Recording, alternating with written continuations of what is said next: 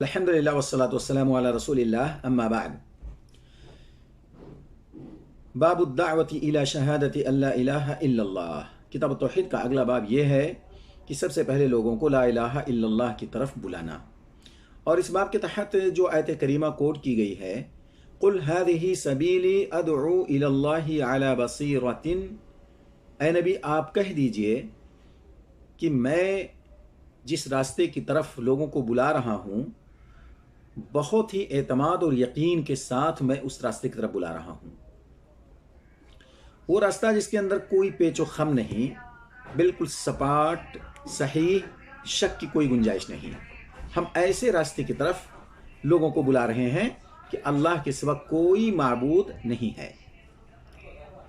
اس راستے کی طرف میں بلا رہا ہوں۔ ابن عباس رضی اللہ تعالیٰ عنہ سے مروی ہے کہ فرماتے ہیں اللہ کے رسول نے جب معاذ بن جبل رضی اللہ تعالیٰ عنہ کو یمن کی طرف بھیجا تو انہیں اسی بات کا مکلف کیا کہ تم جس قوم کی طرف جا رہے ہو وہ اہل کتاب ہیں، اور انہیں سب سے پہلے لا الہ الا اللہ کی دعوت دینا کہ اللہ کے سوا کوئی معبود نہیں ہے۔ جب اس کلمے کو وہ اقرار کر لیں، اس بات کو وہ تسلیم کر لیں، تب اس کے بعد ان کو بتانا 5 وقت نماز فرض ہے، زکوٰۃ ہے، روزہ ہے، حج ہے، یہ جو بعد کے ارکان ہیں اسلام کے، ان تمام ارکان کو بعد میں بتلانا، سب سے پہلے لا الہ الا اللہ کا اقرار وہ لوگ کر لیں۔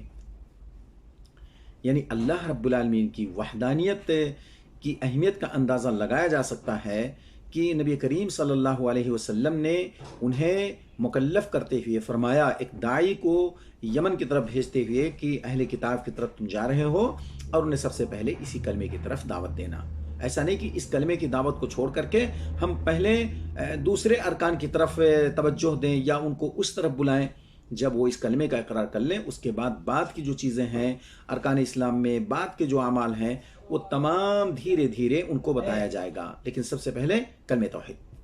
اللہ رب العالمین ہمیں اس کلمے پر ثابت قدم رکھے، اور جب ہمارا خاتمہ اس دنیا سے ہو، اللہ تعالیٰ اسی کلمے پر ہمارا خاتمہ کرے۔ وآخر دعوانا ان الحمد للہ رب العالمین۔